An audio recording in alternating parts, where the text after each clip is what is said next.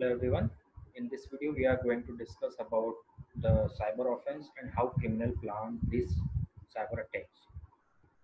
तो ये वीडियो में हम जो डिस्कस करने वाले हैं उसमें सबसे मेन चीज़ हम देखते हैं कि पहले साइबर ऑफेंस होता क्या है या साइबर अटैक्स होते क्या हैं। तो आज के सिनारियो अगर हम देखें तो इंटरनेट या कंप्यूटर नेटवर्क जो है इसने बहुत इजी बना दिया है किसी भी अटैकर को बिना उस कंट्री की बॉर्डर के अंदर जाए आउटसाइड द बॉर्डर से ही आप किसी भी कंट्री के नेटवर्क पर अटैक परफॉर्म कर सकते हैं और बहुत इजी हो जाता है बिना किसी को पता लगे भी आप इसको अटैक को परफॉर्म कर सकते हैं। तो जो अटैकर्स होते हैं वो मेनली क्या चीज़ देखते हैं, केवल एक वल्नरेबिलिटी उनको चाहिए होती है जो कि उस नेटवर्क के अंदर में होगी, जिसके हेल्प से उस नेटवर्क के अंदर वो पहुँच सके। तो जस्ट वो क्या करते हैं, उन वल्नरेबिलिटीज़ को एक्सप्लॉइट करते हैं और बहुत ईजीली उन अपने अटैक्स को परफॉर्म करते हैं। क्या क्या वल्नरेबिलिटीज़ हो सकती हैं, तो मेन हम देखते हैं कुछ वल्नरेबिलिटीज़ जहाँ से अटैक परफॉर्म किए जा सकते हैं। First is इनएडिक्वेट border protection.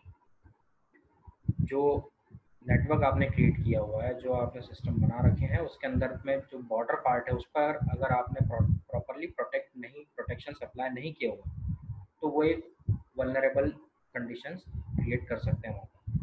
तो अगर प्रॉपर प्रोटेक्शन अप्लाइड नहीं है ऑन बॉर्डर्स, आपके नेटवर्क की बॉर्डर पर, तो कोई भी इजीली उस नेटवर्क के अंदर आ सकता है और अटैक्स को परफॉर्म कर सकता है। दूसरा, अगर प्रॉपरली आपने रिमोट एक्सेस सर्वर जो है उनके कंट्रोल्स को अगर आपने प्रॉपरली प्रोवाइड नहीं किया गया है, वीक एक्सेस कंट्रोल्स अगर आपने उसमें लगा रखे हैं, तो भी आप इजीली उस रिमोट सर्वर को एक्सेस कर सकते हैं। Third, application servers with well known exploits. Application servers आप अगर ऐसे यूज़ कर रहे हैं जो उनके एक्सप्लॉयटेशंस करना बहुत आसान है, जिनको उनके एक्सप्लॉइट्स बहुत आसानी से पता है लोगों को, अगर इस तरीके के आप एप्लीकेशन सर्वर्स यूज़ कर रहे हैं तो वो भी एक वल्नरेबिलिटी क्रिएट कर सकते हैं। Misconfigured systems and systems with default configurations.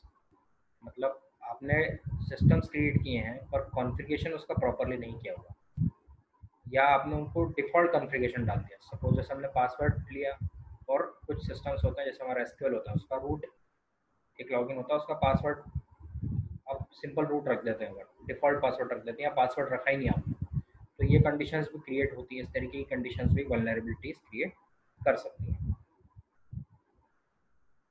अब साइबर क्राइम जो है उसको कुछ कैटेगरीज में डिवाइड किया गया है। तो साइबर क्राइम को मेनली दो पार्ट्स में डिवाइड करते हैं कि टारगेट क्या है क्राइम का और कितने इवेंट्स में ये क्राइम ऑकर हुआ है। तो फर्स्ट जो हमारा टारगेट है वो हो सकता है इंडिविजुअल हो सकता है किसी प्रॉपर्टी पर हो, या हो सकता है किसी ऑर्गेनाइजेशन पर हो। इन तीनों में से किसी भी चीज़ पर अटैक को परफॉर्म किया जा सकता है। ठीक है, तो ये हो गया on the basis of target, categorization on the basis of target. Next, कोई भी साइबर क्राइम जो है वो कुछ इवेंट से मिलकर बनता है। तो हो सकता है वो सिंगल इवेंट साइबर क्राइम हो, फर्स्ट टाइम अटैकर ने इंटरेक्शन किया और अटैक परफॉर्म कर दिया, that is single event cyber crime. दूसरा हो सकता है कि सीरीज ऑफ इवेंट्स हो, फर्स्ट टाइम उसने इंटरेक्शन किया, अपना विश्वास गेन किया उसने, जो भी जिसके ऊपर वो अटैक परफॉर्म कर रहा है उसका विश्वास गेन किया पहले और उसके बाद में फिर अटैक परफॉर्म किया। तो वहाँ पर कुछ सीरीज ऑफ इवेंट्स ऑकर होंगे जिनके बाद में फिर अटैक परफॉर्म होगा। तो हम कैटेगरी अगर डिसाइड करते हैं साइबर क्राइम की, तो हम मेनली दो कैटेगरी में इसको डिवाइड करते हैं। फर्स्ट, टारगेट क्या है उस क्राइम का और कितने इवेंट्स में उसको परफॉर्म किया गया है। अब क्रिमिनल्स जो है वो किस तरीके से अटैक को प्लान करते हैं, तो अटैक प्लान करने के लिए मेनली तीन स्टेप्स होती हैं। फर्स्ट स्टेप होती है रिकनेंस। रिकनेंस के अंदर में क्या होता है, इन्फॉर्मेशन को गैदर किया जाता है। ये सबसे फर्स्ट फेज होता है जिसमें इन्फॉर्मेशन गैदर की जाती है, और जनरली यहाँ पर हम पैसिव अटैक का यूज़ करते हैं जिसमें कि जो भी विक्टिम है उसको पता नहीं चल पाता है कि उसके ऊपर कोई अटैक परफॉर्म किया जा रहा है। सेकंड स्टेप जो होती है स्कैनिंग एंड स्क्रूटनाइजिंग।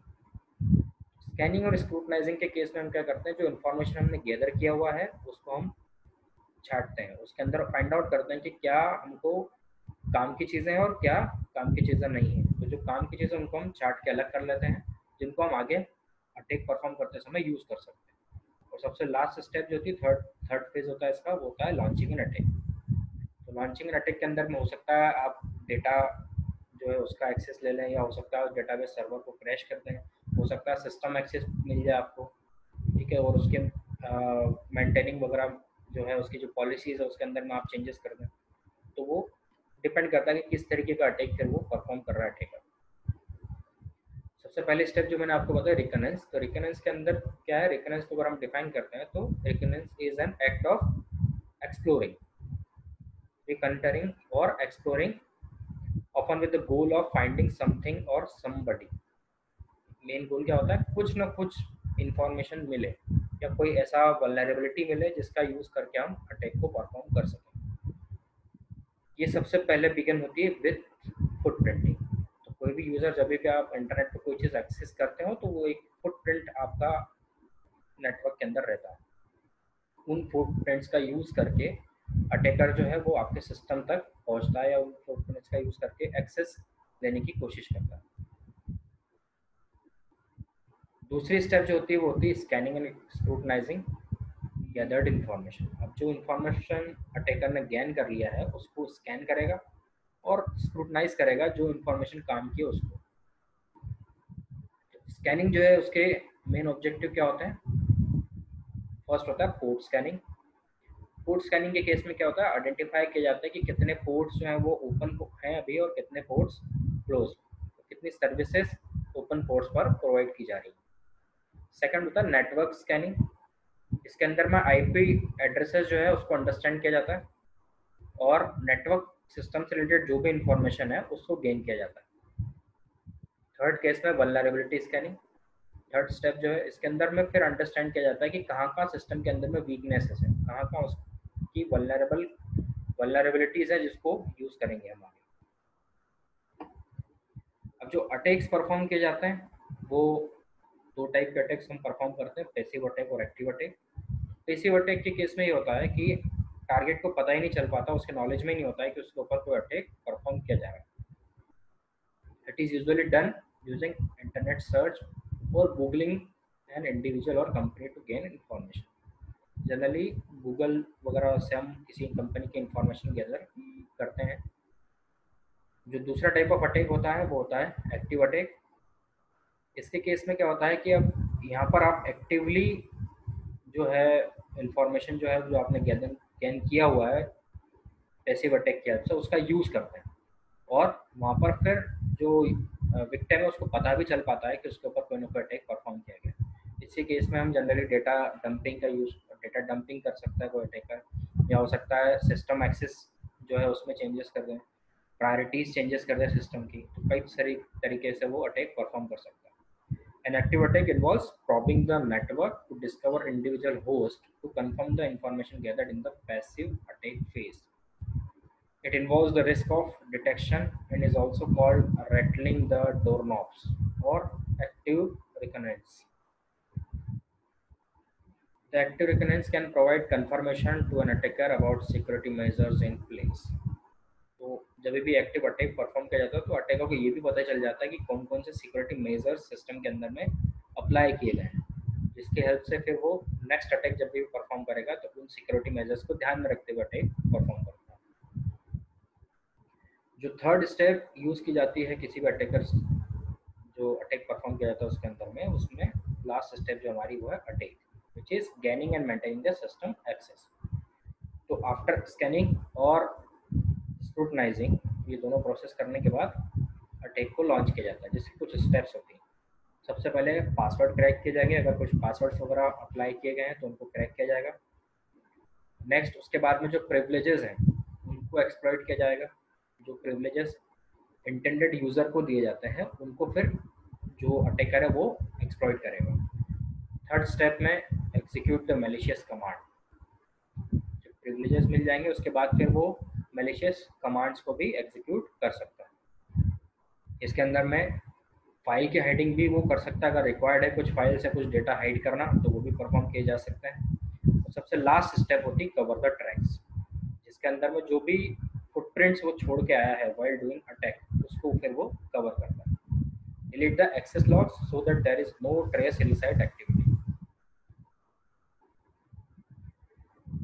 जो मेन तरीका यूज़ किया जाता है किसी भी अटैकर के द्वारा इंफॉर्मेशन गेन करने के लिए, वो उसमें एक मेन पार्ट होता है social engineering. Social engineering is a technique to influence or persuasion to deceive people to obtain the information or perform some actions. मतलब कि हमारा एक ऐसा टेक्निक होता है सोशल इंजीनियरिंग जिसके अंदर में हम जो भी विक्टिम है उसको इन्फ्लुएंस कर देते हैं कि वो अपनी पर्सनल इंफॉर्मेशन जो है वो प्रोवाइड करें. Social engineer exploits the natural tendencies of a person to trust social engineers world rather than exploiting computer security holes. Social engineers का मेन काम क्या होता है? जो लोगों की नेचुरल टेंडेंसी होती है, किसी पर भी हम इजीली विश्वास कर लेते हैं, उनकी बातों पर विश्वास कर लेते हैं, तो वो उस टेंडेंसी का यूज़ करते हैं और उससे फिर इंफॉर्मेशन को गेन करते हैं, और ये ज़्यादा ईजियर होता है बजाय कि कंप्यूटर सिक्योरिटी को ब्रीच करने से. Social engineering involves gaining sensitive information and unauthorized access privileges by building inappropriate trust relationship with insiders. इसके अंदर में हम जनरली क्या करते हैं, वो जो भी कंपनी के अंदर के एम्प्लॉयज होते हैं, जो ऑर्गेनाइजेशन के अंदर के पर्सन्स होते हैं, उनसे उनके साथ में ट्रस्ट क्रिएट कर लेते हैं ताकि वो आपको सारी जो सेंसिटिव इंफॉर्मेशंस है, जो एक्सेस प्रिविलेजेस हैं, वो सारे प्रोवाइड कर दें. और जब आपको ये सारी इंफॉर्मेशन मिल जाएगी तो उसके बाद आप इजीली अटैक परफॉर्म कर सकते हैं. The sign of truly successful social engineering is that they receive information without any suspicion. मतलब बिना पता चले, बिना शक हुए आप विक्टिम से अगर इंफॉर्मेशन गैदर कर लेते हैं तो वो एक अच्छा सोशल इंजीनियर कहलाता है.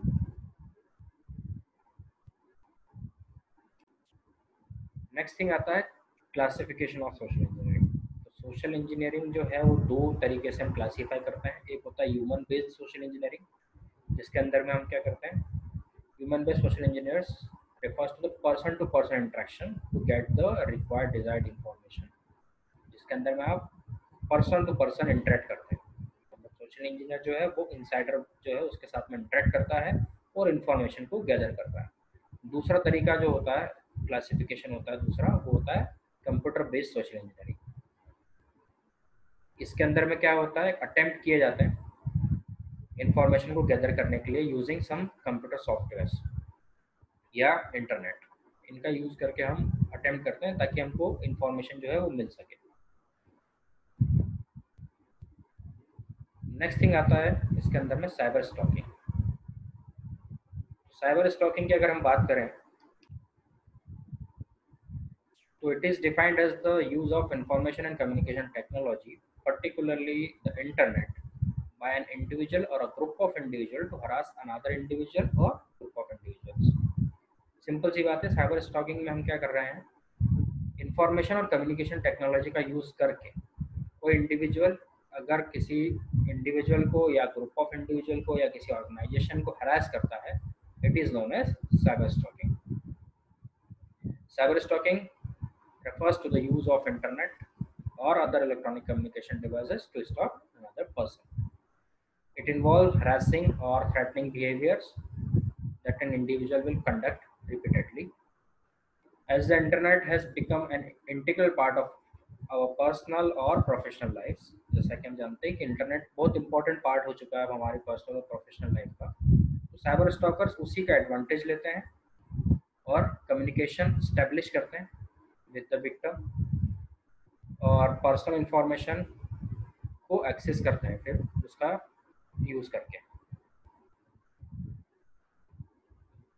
साइबर स्टॉकर जो है इनको दो टाइप्स में डिवाइड किया गया है, जो कि दो प्राइमरी टाइप्स होते हैं साइबर स्टॉकर के. First is online stalker, second is offline stalker. तो नाम से जैसे क्लियर है ये कि online stalker aims to start the interaction with victim directly using internet. मतलब इंटरनेट का यूज़ करके विक्टिम के साथ में वो कम्युनिकेशन स्टैब्लिश करते हैं या इंटरेक्शन स्टार्ट करते हैं और उसी का ही यूज़ करके फिर स्टॉकिंग परफॉर्म करते हैं. और दूसरे तरीके के जो स्टॉकर होते हैं, जो कि ऑफलाइन स्टॉकर होते हैं, जो ट्रेडिशनल मेथड्स का यूज़ करते हैं to start the interactions with the victim by using उनका डेली रूटीन देखना, उनको कब ऑफिस जा रहा है बंदा, कब घर आ रहा है, क्या क्या कौन से ऑफिस में काम करता है, ये सारी चीज़ें वो आइडेंटिफाई करते हैं with using the traditional methods, और उसका यूज करके, उस इंफॉर्मेशन को यूज करके फिर आगे अटैक्स को परफॉर्म करते हैं। अब जो स्टॉकिंग है वो वर्क कैसे करती है, how cyber stalkers use this steps, कैसे वो स्टॉकिंग परफॉर्म करते हैं। सबसे पहले स्टेप में वो क्या करते हैं, पर्सनल इंफॉर्मेशन गेन करते हैं अबाउट द विक्टिम। उसके बाद में विक्टिम के साथ में कनेक्शन इस्टेब्लिश करते हैं थ्रू टेलीफोन्स या इंटरनेट या बहुत सारे सोशल नेटवर्किंग साइट्स आपसे अवेलेबल है, जिनके थ्रू हम जो स्टॉकर है वो इंटरेक्ट करता है विद द विक्टिम। और उसके बाद में उन मीडियम्स का यूज़ करके फिर वो उसको थ्रेटन करने की कोशिश करता है, हैरास करने की कोशिश करता है। जनरली साइबर स्टॉकर जो है हर बार ईमेल्स का यूज़ करते हैं टू स्टेब्लिश द कॉन्टैक्ट, और कई सारे नाम का यूज़ करके भी वो कॉन्टैक्ट स्टेब्लिश कर सकते हैं। और कुछ स्टॉकर जो है वो कंटिन्यूसली ईमेल सेंड करते जाते हैं विक्टिम को, जो कि धमकी भरे ईमेल जिसको हम बोल सकते हैं, इस तरीके की ईमेल कंटिन्यूसली वो भेजते रहते हैं, ताकि एक डर का माहौल बन जाए उस विक्टिम के अंदर में, और फिर उस डर का यूज़ करके साइबर स्टॉकर जो है वो स्टॉकिंग से वो जो भी इंफॉर्मेशन गेन करना चाहते हैं वो गेन कर लें। नेक्स्ट स्टेप में जो साइबर स्टॉकर्स हैं, इसमें साइबर स्टॉकर्स जो हैं पर्सनल इंफॉर्मेशन जो उसको उनको मिल चुकी होती है विक्टिम की, उसको फिर वो वेबसाइट्स पर उसको अपलोड कर देते हैं, उसको पब्लिक कर देते हैं उन सारी इंफॉर्मेशन को, जिससे कि फिर क्या होता है कि नेक्स्ट इसमें क्या होता है, जो भी उन इंफॉर्मेशन को देखता है उसको उन इंफॉर्मेशन को यूज़ करके स्टॉक पर्सनल जो है फ़ोन कॉल्स वगैरह या इंट्रैक्शंस वगैरह परफॉर्म कर सकता है। इसके अंदर में जनरली पोर्नोग्राफिक वेबसाइट्स वगैरह पर इंफॉर्मेशन को डाल दिया जाता है, ताकि गलत लोगों से जो है फ़ोन आना या ईमेल्स वगैरह आना स्टार्ट हो जाते हैं विक्टिम को। इसके अलावा कुछ पोर्नोग्राफिक वेबसाइट्स पर जो है रजिस्टर भी कर दिया जाता है उस इंडिविजुअल विक्टिम को, ताकि उसको उस वेबसाइट से भी मैसेजेस आना स्टार्ट हो जाते हैं। अब जो साइबर क्राइम है उसमें सबसे मेन पार्ट जो हमारे यहाँ परफॉर्म करता है वो होता है साइबर कैफेज। साइबर कैफे एक बहुत बड़ा सेंटर है जहाँ से कि साइबर क्राइम्स परफॉर्म किए जाते हैं। Cyber crimes such as stealing of bank passwords and subsequent fraudulent withdrawal of money have also happened through cyber cafes. जो बैंक पासवर्ड्स वगैरह आइडेंटिफाई करना है या मनी ट्रांसफ़र करना है किसी के बैंक अकाउंट वगैरह से, तो वो भी हम जनरली साइबर टेकर्स होते हैं वो साइबर कैफ़े का यूज़ करके परफॉर्म करते हैं, क्योंकि वो एक पब्लिक नेटवर्क का यूज़ करते हैं वहाँ पर साइबर कैफेज में, तो ज़्यादा इन्फॉर्मेशन नहीं हो पाती है। अगर आप पता भी लगा लेंगे कि साइबर अटैक परफॉर्म हुआ, तो उसके बाद में उस अटैकर तक पहुंचना बहुत डिफिकल्ट हो जाता है। और इसके अलावा साइबर कैफेज का यूज़ जो ऑफेंस मेल्स वगैरह हैं हरास करने के लिए भी जनरली किया जाता है, जहाँ से कि ऑफेंस मेल्स आप किसी विक्टिम को भेजते हैं, क्योंकि वहाँ पर आईपी एड्रेसेस उस पर्टिकुलर विक्टिम का इंडिविजुअल आईपी एड्रेस नहीं होता है, तो वहाँ पर वो पकड़े जाने का उसको कोई डर भी नहीं होता है। As per the IT act, जो इंडियन इंफॉर्मेशन टेक्नोलॉजी एक्ट 2000 है, उसके सेक्शन 79 के हिसाब से अगर हम देखें तो साइबर कैफेज जो है वो इसके लिए टोटली रिस्पॉन्सिबल होते हैं। अगर किसी भी तरीके का अटैक साइबर कैफे से हुआ है तो जो रिस्पॉन्सिबिलिटी आ जाती है वो पूरी पूरी साइबर कैफे के ऑनर के ऊपर आती है।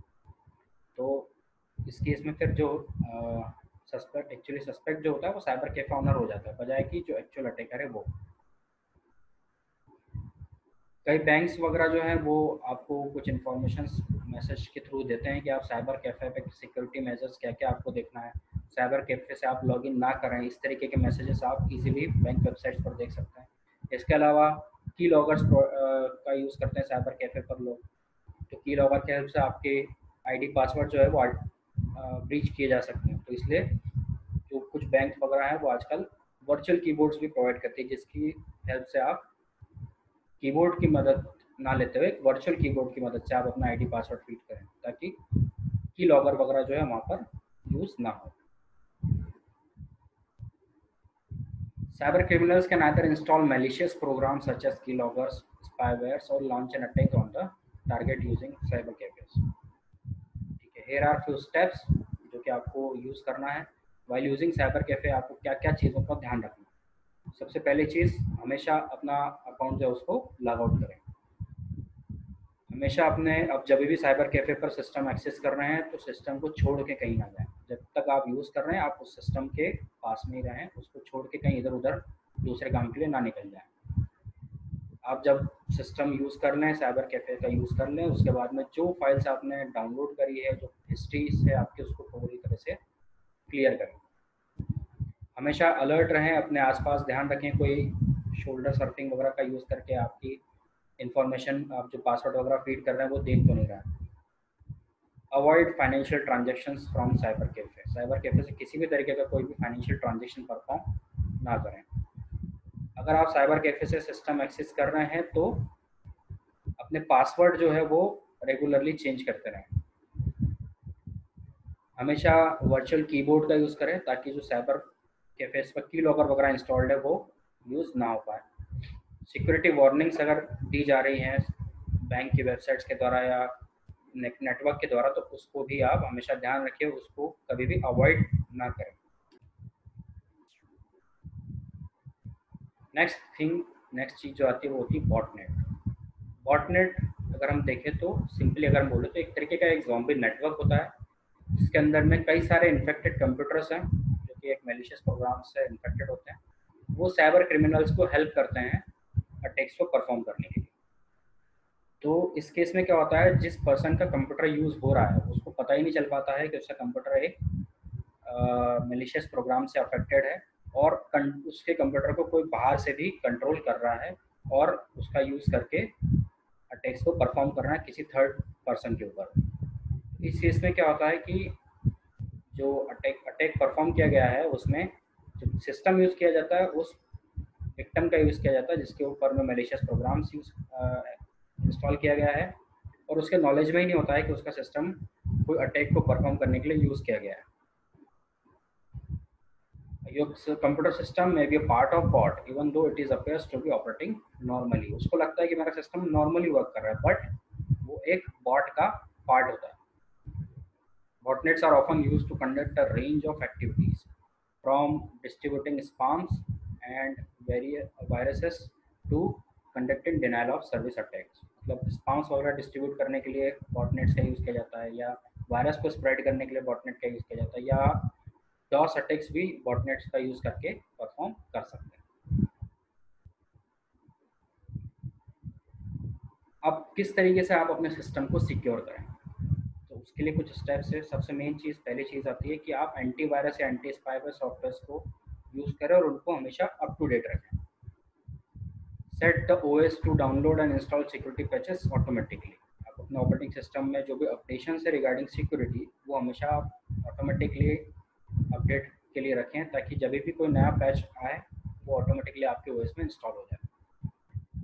फायरवॉल का यूज़ करें हमेशा ताकि आपके सिस्टम को कोई हैक ना कर सके। हमेशा इंटरनेट से डिस्कनेक्ट रहें जब भी आप कंप्यूटर से दूर हैं। मतलब आप कंप्यूटर पर नहीं हैं तो आप इंटरनेट को डिस्कनेक्ट कर लें ताकि बाहर से आपके सिस्टम को कोई एक्सेस ना कर सके। कोई फ्रीवेयर सॉफ्टवेयर्स वगैरह जो हैं किसी वेबसाइट से आप अगर डाउनलोड करते तो उसको ना करें। सॉफ्टवेयर्स केवल वहीं से डाउनलोड करें जहाँ से कि जो कि ट्रस्ट वर्दी वेबसाइट्स। आप अपने मेल बॉक्स को रेगुलरली चेक करते रहें, सेंट आइटम्स में चेक करें कहीं ऐसा तो नहीं कि आपके मेल बॉक्स से कुछ ऐसे ईमेल्स फॉरवर्ड किए जा रहे हैं जो कि आपने नहीं भेजे। और इसमें से अगर आपको कुछ लगता है आपके सिस्टम को इन्फेक्ट किया गया है तो इमीडिएट एक्शंस लें। तुरंत जैसे आपको पता चलता है तुरंत कोई एक्शंस लें ताकि आपके इन्फेक्टेड सिस्टम जो है उसको प्रॉपरली रिपेयर किया जा सके। Next is attack vector. So an attack vector is a path or means by which an attacker can gain access to a computer। किसी कंप्यूटर को एक्सेस लेने के लिए जिस पाथ एक जिस तरीके का यूज़ किया जाता है उसको बोलते हैं अटैक वेक्टर। इसके अंदर में अटैक वेक्टर हो सकता है वायरस, हो सकता है ईमेल अटैचमेंट के थ्रू आप एक्सेस प्रोवाइड कर दें, हो सकता है कोई वेब पेज अगर आप ओपन करते हैं उसके थ्रू भी आपके सिस्टम की एक्सेस प्रोवाइड की जा सकती है। कोई पॉपअप विंडो से या इंस्टेंट मैसेजिंग, चैट रूम्स या धोखे से आप सिस्टम एक्सेस प्रोवाइड कर रहे हैं रिसेप्शन से। और जो मोस्ट कॉमन पेलोड होता है जो कोई अटैक वेक्टर कैरी करता है वो होता है वायरसेस, ट्रोजन हॉर्सेस, बॉम्ब्स और स्पाईवेयर्स। पेलोड मतलब कि वो एक्टिविटी जो कोई अटैक वेक्टर जो है वो मैलिशियस एक्टिविटी जो कि वो अटैक वेक्टर परफॉर्म करता है वो कहलाती है पेलोड। तो मोस्ट कॉमनली वायरस स्प्रेड करते हैं, इसके अंदर में हो सकता most commonly Trojan horses spread करते हैं, बॉम्ब्स को स्प्रेड किया जाता है, या कोई स्पाईवेयर सॉफ्टवेयर आपके सिस्टम पर इंस्टॉल कर दिया जाता है, ये अटैक वेक्टर्स की हेल्प से किया जाता है। If an attack vector is thought of an guided missile, its payload can be compared as warhead in the tip of that missile. Here are few attack vectors जिसका describe किया गया है जो कि अटैक्स को लॉन्च करते हैं। Email के थ्रू अटैक्स परफॉर्म किए जाते हैं, थ्रू अटैचमेंट्स जो इस ईमेल के अंदर में अटैचमेंट्स होते हैं या कुछ अदर फाइल्स जो है अटैच करके भेजी जाती है। धोखे से भी कुछ अटैक वेक्टर्स जो है डिसेप्शन के हेल्प से परफॉर्म किए जाते हैं अटैक्स। हैकर जो है वो आपके सिस्टम को हैक कर लेते हैं। कुछ हेडलेस गेस्ट मतलब हम बोल सकते हैं हेडलेस गेस्ट मतलब जिनको ज़्यादा जानकारी नहीं होती और उनको आप अगर सिस्टम को एक्सेस प्रोवाइड करते हैं तो वो कुछ ऐसे वेब पेजेस ओपन कर सकते हैं जिसके थ्रू अटैक वेक्टर्स आपके सिस्टम पर अटैक परफॉर्म करते हैं। अटैक्स थ्रू बॉम्ब्स, अगर आपने बॉम्ब्स वगैरह स्प्रेड होने दिए हैं आपके सिस्टम के अंदर में तो उनकी हेल्प से भी अटैक को परफॉर्म किया जा सकता है।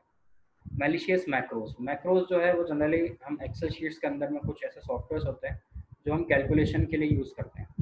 तो वो प्रोग्राम्स होते हैं, जनरली सॉफ्टवेयर नहीं बोल सकते, हम उनको बोलते हैं प्रोग्राम्स होते हैं जो कि हम कैलकुलेशंस के लिए यूज़ करते हैं एक्सेल शीट्स के अंदर। तो कुछ मैलिशियस मैक्रोज अगर इंस्टॉल कर दिए जाएँ आपके एक्सेल शीट के साथ में अटैच कर दिए जाए तो जब भी उस एक्सेल शीट को आप एक्सेस करोगे तो वो मैलिशियस मैक्रोज जो हैं वो अटैक परफॉर्म करते हैं सिस्टम के ऊपर। स्नीक वेयर्स जिनको हम फर्स्ट वेयर बोलते हैं, जनरली स्नीकिंग के थ्रू इंफॉर्मेशन को गैदर किया जाता है किसी विक्टिम के और फिर उसको अटैक में कन्वर्ट किया जाता है।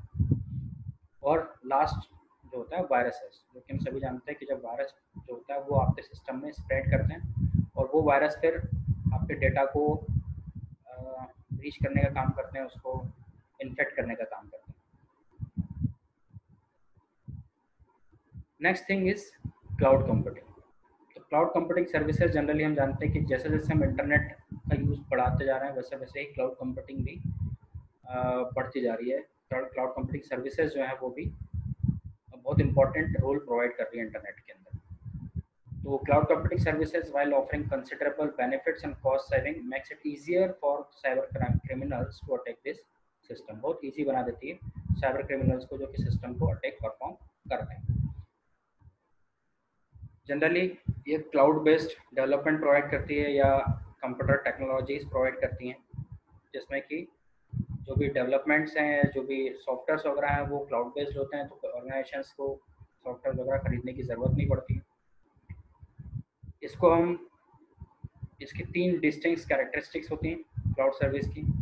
First is it is sold on demand, जब भी आप रिक्वायर्ड रहती है आप क्लाउड सर्विस खरीद सकते हैं। Elastic in terms of users, जैसा आप यूज़ करना चाहें उसको आप यूज़ कर सकते हैं। और fully manage by the provider, जो सर्विस प्रोवाइडर होता है जो क्लाउड सर्विसेज दे रहा है वही उसको टोटली मैनेज करता है, तो मैनेजमेंट जो है आपके हाथ में नहीं होता। इसके एडवांटेजेस अगर हम देखें क्लाउड कंप्यूटिंग के तो सबसे पहला चीज़ क्या है, application and data can be access from anywhere at any time. कहीं से भी आप अपने डेटा को एक्सेस कर सकते हैं, किसी भी समय अपने डेटा को एक्सेस कर सकते हैं। इससे क्या होता है कि हार्डवेयर कॉस्ट जो है वो रिड्यूस कर दी जाती है, जिसमें आपको डेटाबेस सर्वर्स वगैरह की रिक्वायरमेंट नहीं होती है, सारा डेटा आपका क्लाउड पर है। तो जो हार्डवेयर कॉस्ट रिक्वायर्ड है डेटाबेस सर्वर स्टैब्लिश करने के लिए वो सारी रिड्यूस हो जाती है। सॉफ्टवेयर वगैरह खरीदने की ज़रूरत नहीं होती है, सॉफ्टवेयर के लाइसेंस खरीदने की ज़रूरत नहीं होती, क्योंकि ये सारे आप ऑलरेडी आपको सर्विस प्रोवाइडर जो है वो प्रोवाइड कर देते हैं। आपको जस्ट एक उसकी फ़ीस, छोटी सी एक फ़ीस प्रोवाइड करना होती है जितनी देर आप उसको एक्सेस करें। फिजिकल स्पेस वगैरह जो है वो रेंट करने की ज़रूरत नहीं होती है, कोई आपको ऑफिस लेने की ज़रूरत नहीं किराए पर, या कोई ऑफिस क्रिप बनाने की ज़रूरत नहीं। आप यूज़र के घर से ही, मतलब जो आपके एम्प्लॉय वो अपने घर से सारा कुछ एक्सेस कर सकते हैं। Organizations would be able to save money on IT support because organization will have to ensure about the tech stock। सिर्फ क्लाइंट इंश्योर करना है ऑर्गेनाइजेशन को, बाकी कोई आईटी सपोर्ट वगैरह की ज़रूरत नहीं, क्योंकि सारा सपोर्ट जो है वो क्लाउड सर्विस प्रोवाइडर ही प्रोवाइड कर देता है। तो दीज आर सम एडवांटेजेस।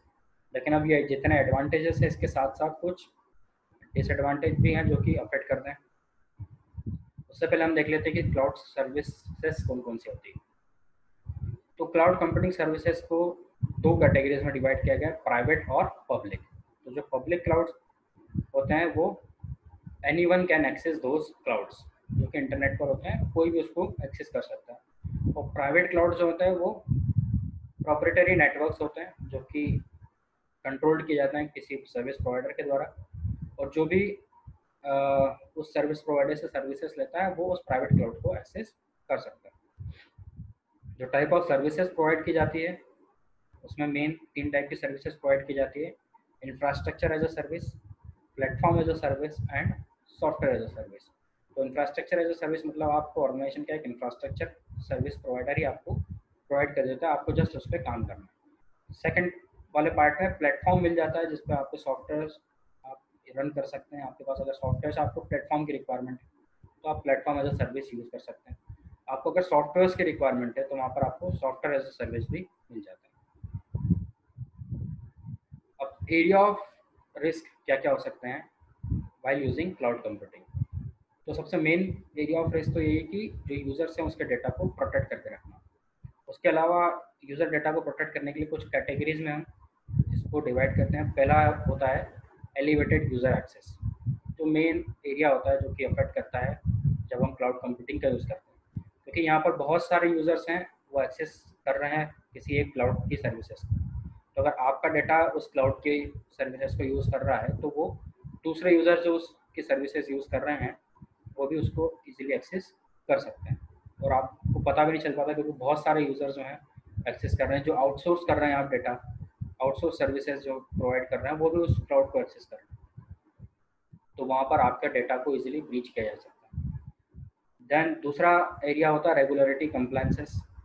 जो कुछ ऑर्गेनाइजेशन है जो रेगुलरिटी ऑर्गेनाइजेशन है जो सर्विस प्रोवाइडर्स को कुछ क्या कह सकते हैं हम रेगुलरिटीज़ प्रोवाइड करती हैं। तो अगर आपका सर्विस प्रोवाइडर्स उन रेगुलरिटीज़ या उन सर्टिफिकेट्स को नहीं लेता है तो उस केस में जो है आपके डेटा को ब्रीच किया जा सकता है। थर्ड होता है लोकेशन ऑफ द डेटा।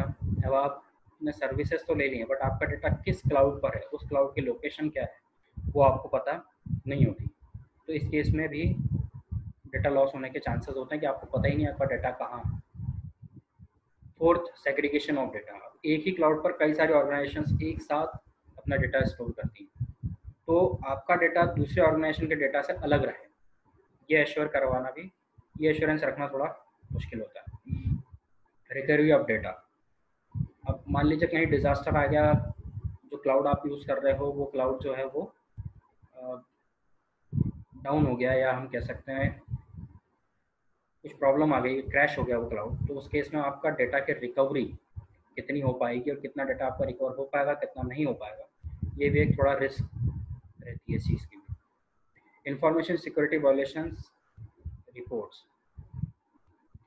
अब कॉम्प्लेक्स आईटी इन्वायरमेंट है हम जानते हैं, और several customer log in and log out of the host, बहुत सारे customers log in log out करते हैं, तो बहुत डिफिकल्ट हो जाता है ट्रेस कर पाना कि किस पर्टिकुलर कस्टमर ने इलीगल एक्टिविटी परफॉर्म करी है क्लाउड पर, तो वो भी एक रिस्क रहती है। Long term viabilities. In case of any major changes in the cloud computing service providers, the service provided is at the stake. मान लीजिए सर्विस प्रोवाइडर ने कुछ चेंजेस कर दिए हैं, तो वो जो सर्विस प्रोवाइड की जा रही थी आपको, वो उसमें थोड़ा सा वो स्टैक पर आ जाती है कि क्या आगे से आपको वो सर्विसेज प्रोवाइड की जाएगी या नहीं की जाएगी। तो these are some risk which are involve with using cloud computing. So ये जो हमने आज देखा कि किस साइबर ऑफेंस क्या होता है, और किस तरीके से जो है क्रिमिनल जो है साइबर क्रिमिनल जो है वो प्लान करते हैं किसी अटैक को। तो आई होप कि आप लोगों को समझ में आई होगी ये चीज़ें, and thank you very much for listening this video.